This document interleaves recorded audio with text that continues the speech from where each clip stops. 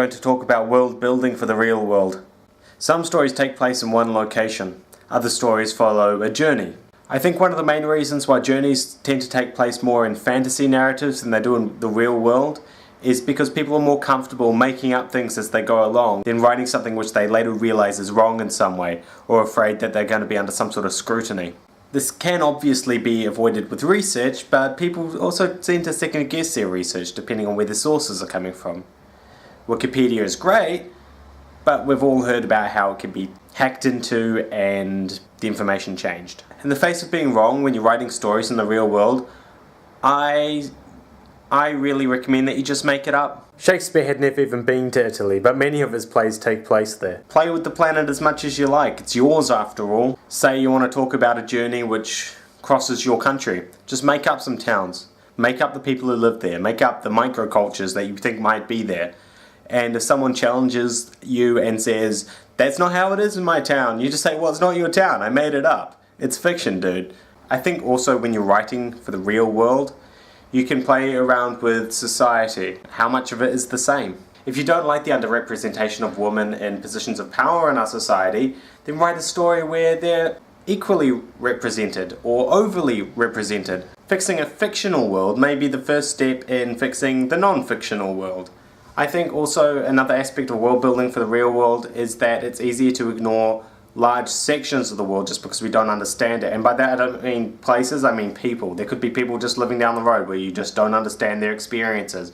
Maybe because they're from a different culture, different ethnic background, or they may live in the same culture and ethnic background as you but have had completely different lives which you would not understand, or might even be shocked to find out that these are things that people have experienced. And when you're building your world, you can choose to ignore those experiences. Sometimes it's just frankly a lot easier, and when it comes to trying to get words on paper, especially when you're starting out, it's good advice to write what you know, not what you don't know. But that saying, diversity does enrich your writing. And if you can do some research to better understand some people who have had experiences which are way outside your own experience, and write that into a novel, then you may educate other people as to those experiences. Just on that note also, if you have an interesting life in some way, you can educate people through stories. If you've had a hard upbringing or an interesting upbringing or a different upbringing, then bring that in, because people want to know. Like worlds, fantasy or sci-fi, the real world has maps. Just as you might have towns and cities in fantasy which represent different metaphorical realizations or hold some other thematic meaning, you can have different places in a town which hold these different meanings. Like, what is the culture of people in shopping malls versus the culture of people at the beach? You can make it up. You don't need to know these people. You could pretend that surfers just have like an affinity for hedgehogs or something, and that they go around with shields that have a hedgehog on it, carry little hedgehog flags. Who cares? It's your story. And just because it's the real world doesn't mean that everything needs to be real or realistic. There could be a house on your street where an orc lives, and this can just be true, and it doesn't need to be something which people go, "Oh my god, there's an orc there." You could just live there, and you can just say, "Oh, we don't go to that house because there's an orc." This is kind of what's called magical realism, where something in the real world is metaphorically realized by something outside of like real world experience. So for example, you could have a goblin which follows your character around and represents vaguely your character's guilt over something. And he doesn't have to be shocked that there's this goblin following around. He could just be sitting at the breakfast table and describing how this goblin is trying to steal his breakfast.